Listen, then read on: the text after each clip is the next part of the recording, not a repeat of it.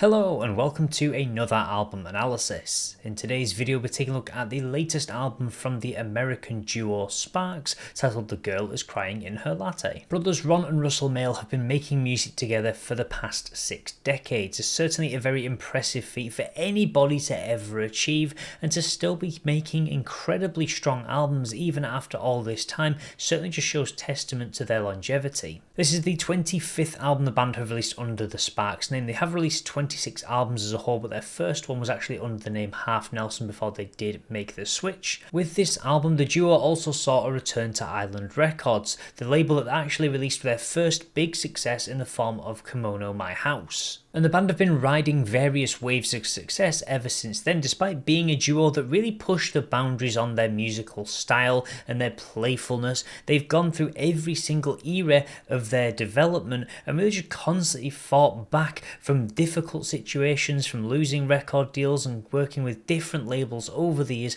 to constantly hit these new highs, reach new audiences and constantly expand on their development, on their sonic palette, which they're hoping to do with this album as well. But it will be really difficult for them to build on the success of A Steady Drip Drip Drip, because that was an album that really caught a lot of people off guard. With the Edgar Wright documentary The Sparks Brothers also being released around the same time, the band saw a real sharp rise in their popularity, and now they're continuing to ride that wave of success by contributing to a lot of different cinematic projects whilst also still releasing new music. So will this latest album leave you crying in your coffee or give you the energy that you need? Let's take a look at it track by track. Kicking things off, we do have the title track for this album, which for the music video they got Cate Blanchett on board because she is a massive Sparks fan, so it was great to see that. And it's straight away you get this intro to a typical Sparks track. They just focus on simple objects, simple ideas, the idea of just someone crying into their coffee, this idea of a constantly repeating cycle,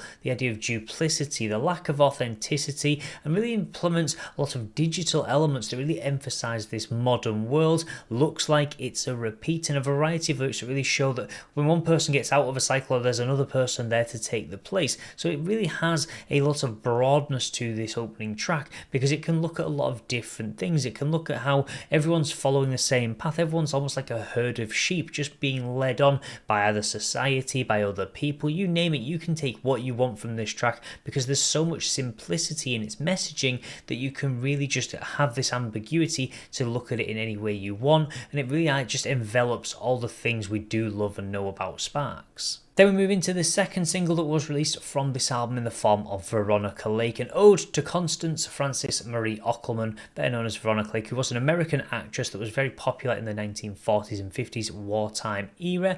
And this song does focus on women's roles during that time. All the girls are on the line, they must stay awake, every B-29, so much at stake. Focusing on how they had to take on the role of developing airplanes and things like that. It really touches on that sort of time period as a whole, really focusing on the roles that they had to play, how they all wanted to be like Veronica Lake. She stylized a lot of women's hair around that time and really was kind of almost this role model to a lot of young women around that time. It's something we're going to see the album really touch on, is certainly the roles that women had during different periods of time and the different effects, but certainly with the title we expect that The Girl Is Crying in Her Latte, so really putting a focus on that but not really hammering it home throughout the entire album. So we're going to see a couple of different things brought in, but with this song we get a really frantic rhythm, we get very quick vocal delivery and these really interesting popping sounds that really add to this very eclectic mix that the song does bring. Putting in an appearance at track number 3, we have Nothing Is As Good As They Say It Is, and this is the quirkiest yet funniest track on this album. It's done from the perspective of a newborn who is 22 hours old and wants to go back in the womb. He's seen enough of the world already. He's just like, you know what, I don't want to deal with this world. I want to go back in there. I was nice and safe and didn't have to deal with all these things. So it's such a quirky thing, but it works because it Sparks. It's what they do, and it has this almost punchiness. It's almost like a rock number from the glam rock era, and has a couple of really interesting musical elements in the form of a guitar solo, really quirky lyrics, really just having the duo put themselves in that perspective from a newborn. It's such a random thing to do, but it's just something the band can get away with because it's what you expect from them. They've always played with these silly ideas, but it's so relatable. It's the idea that when you think about a child that's been brought into this world, it's often people reference that you wouldn't want to bring a child into this world because of all the things that are happening. So to really show that through a track is very very clever in the way they deliver it with this really upbeat poppiness, despite almost having this adult-like child that has this very negative opinion of the world.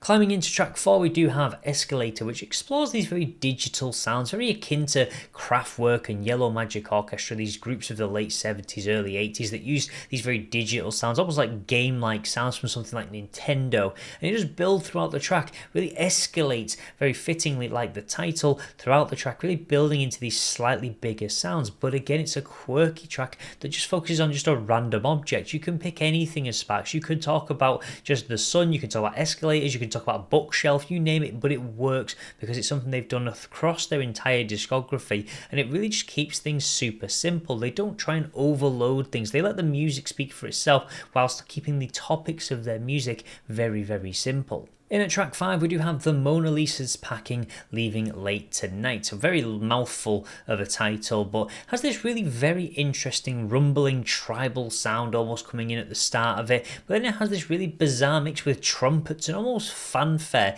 It's again a very jarring mix that somehow works, but I think it's more from the vocal delivery that really helps to pull the two together. It just helps them to really blend and dance between these different styles, and it really explores the idea that the Mona Lisa is fed up with all the things that she's seen. One of the most beautiful things, wants to escape to an island, just get away from everything. So it's something that we did see them touch on with Nothing Is As Good As They Say. It is really touching on different perspectives, looking at how different objects and different things are fed up with the modern world and the way that it has become. For track 5, we have You Were Meant For Me, this very robotic stylized open, blending in a violin, and at first I thought this was really, really weird track, but it surprisingly works. You wouldn't think of blending almost Mr. Roboto with violins and orchestral elements, but they pull it off. They do dance very seamlessly between styles on this album, and they incorporate so much. They really show the expansion of their sonic palette, really drawing on the experience they have had over the past 50-60 years in trying so many different styles of music. And we get some really bizarre lyrics. Then your sweater caught my shopping cart, but it's very silly, but it's very playful as well, which certainly adds to the ambience of the album. And it kind of explores the idea of how the story ends. It talks about turning pages over and over and getting to the ending, and this idea of kind of this person that you're meant to be with, that you're trying to get to, but it's quite difficult at times because they often don't realise that you are there. They think they're on a different path, and this idea of this fate brings us together in the form of catching your sweater on a shopping cart. So again, slightly playing on the ridiculous, but really kind of still having that message of kind of I certainly soulmate being brought together, and how certainly at times the most bizarre of circumstances can be what bring people together. Then we move into Not That Well Defined. A more operatic and dramatic style does come through. It's something they explore on a few tracks throughout this album. At times it feels almost insultive, like you're calling somebody bland. You've got lyrics such as "You're like a contract returned unsigned," and it almost has this very acoustic twang to it as well that I think is relevant. They do make great use of acoustic guitars and just certain points on certain tracks across this album, and they are somehow able to just pull in all these different instruments, pulling in dancey style synths, working with violins, harps, guitars, you name it. Every instrument is kind of their playbook. They can just really work with this smorgasbord of different instruments, really pull them in and drop them out at the drop of a hat, just so very effortlessly. In at track 8, we do have We Go Dancing. Now this has got to be probably the most bizarre track on this album. Never have I heard Kim Jong-un and Skrillex referenced in the exact same song. It was very, very bizarre to hear. It's just something that I should have expected from Sparks. We have got the greatest DJ in the whole wide world. Kim Jong-un is what they call him. And they almost talk about him as this, they show him as this dictator, this very evil person, like he's playing the worst music in the world, and really just saying that Skrillex has nothing on Kim Jong-un. It's so bizarre that at times it almost feels like a bit of a Weird Al track. It feels like a parody almost at times, because some of the lyrics are so out there, so obscure, so bizarre that it feels like a complete parody rather than having that serious tone to it. And it definitely feels like it's a very bizarre message that they're trying to bring through. It just feels like a bit of a filler track on the album that's just very kind of catches you off guard, and when you actually listen to the lyrics you just kind of feel a little bit lost. In at track number 9, we do have When You Leave, which opens with this very sweet synthy plod. It's a really interesting pace they've actually included onto this track, and it almost feels like it's touching an idea of third wheeling in a relationship. There'll be God knows what other liquids when you leave. It constantly refers to this idea of when you leave, two people will do something. So at first you could kind of look at it in the sense of maybe it's looking at an affair, but it definitely feels like that third wheel, like there's a couple and they're waiting for you to leave so they can get down to business, so they can get it on or do something like that. It makes constant references to almost this idea that some people are unfortunately stuck in that position where they are a bit of a third wheel. They follow a couple around and they're all lovey-dovey and they're just kind of stuck in the background. They're just almost like they're just hanging on, and just at times they just don't really get included in anything that is actually being done by the couple because they're so moored together. The track also does include a lot more orchestral elements as well. We do like to see them really play on this album between cinematic, operatic, dramatic. They really switch it up between these styles, and I think that has been aided by the work they've done on a variety of recent projects, certainly in the world of cinema, really putting on some strong soundtracking styles to some of this album as well. Heading into the double digits, we do have Take Me For a Ride, which has this really interesting operatic styling, but it's very busy orchestral sounds. There's a lot going on, which then moves into this rock opera style. It's an interesting and again jarring switch, but it still somehow works. This album never feels like you've got two styles that are completely out of place next to each other. This constant blending between different tracks really is just testament to how they're able to build up these different styles and then drop them and sway into their next song so effortlessly. And it really has these strong builds in this track musically. Does it? I feel like they've drawn on their experience from these recent cinematic projects, really enabling them to sort of build these atmospheres, these environments within a song. In at track number 11, we do have It's Sunny Today, which has a much more of a ballad feel to it. It almost invokes these feelings of dawn breaking. It has a very bright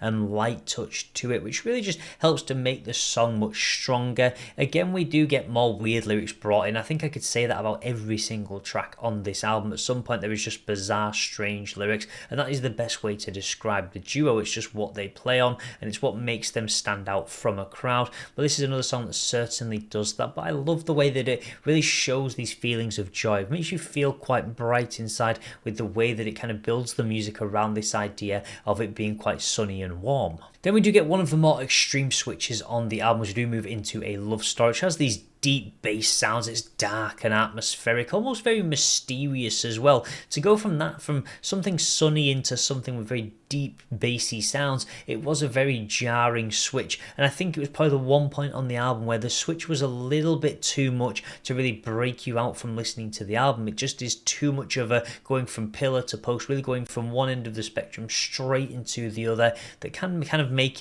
you kind of lose the position on the album, so lose the feel that it's kind of got you into with this constant ebbing and flowing between tracks. But it certainly adds another string to the duo's bow. It really shows another style on this album that they can just play with, and the track itself is relatively strong, but it's just this fact that it just is stuck next to such an acoustic and light and bright track that it feels almost like this idea of night and day really being put next to one another. Then we have It Doesn't Have to Be That Way, which has this really nice acoustic open, a very strong swing. It's probably one of the stronger tracks on this album, I do feel. Although they're all unique in their own way and all have their certainly strong points, this was one that really caught me pleasantly by surprise and really sort of remained one of the standouts that I kind of was a bit of an earworm to me, and I just wanted to listen to it over and over, with these very pleasant builds, constantly adding layers to make the track just have these strong uprising just as it does progress throughout. Then rounding things out, we do have Gee, That Was Fun, and this album certainly is a complete barrel of fun. It's more of a piano ballad with very operatic effects that are being brought in, and at times it sounds like something out of a Tim Burton inspired movie like The Corpse Bride or something like that. There's almost this is Halloween style vibes to it with the layering of the vocals, this almost spooky-esque sound. So quite an interesting track to really round out the album, but it does kind of have this soft lullish ending just to really kind of bring things to a a conclusion, bring things to an end,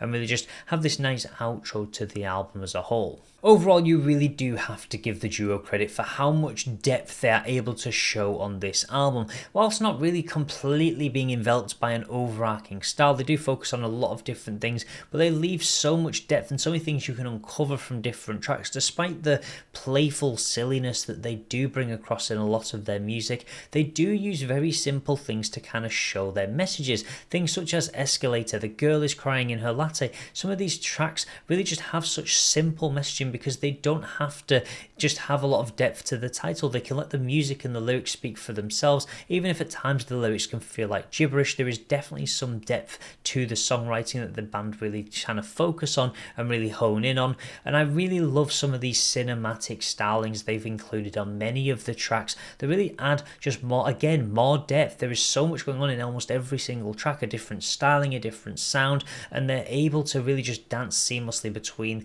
all these different elements, which really just shows a lot of strength from them as a whole, and really just shows them drawing on their experience. This isn't an album that's kind of a ode to their past 50 years. It's not a reflection. It's not a signing off album. It's just them playing around, just showing their sonic palette and really just kind of highlighting what they are capable of after all these years. Where most bands would falter after 7 or 8 albums, they're still going strong at 25, 26 and still producing some of the strongest albums and work they've ever actually kind of gone on to make. So overall, I do have to give this album a very deserved 8 out of 10. It's such a fun album. It's such a great listen all the way through. There's only a couple of moments where it really pulls you out of it with these very jarring switches, but I just love a lot of the things they've included on this. I think it really just is a strong testament to what they're capable of.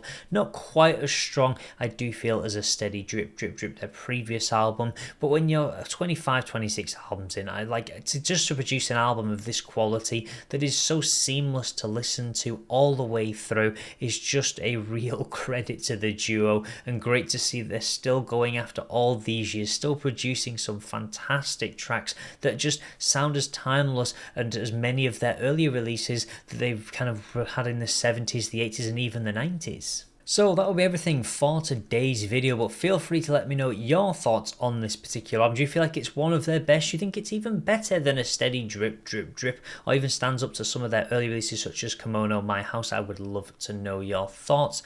And as always, if you want to see more content like this, then please do feel free to subscribe, and I will see you in the next album analysis.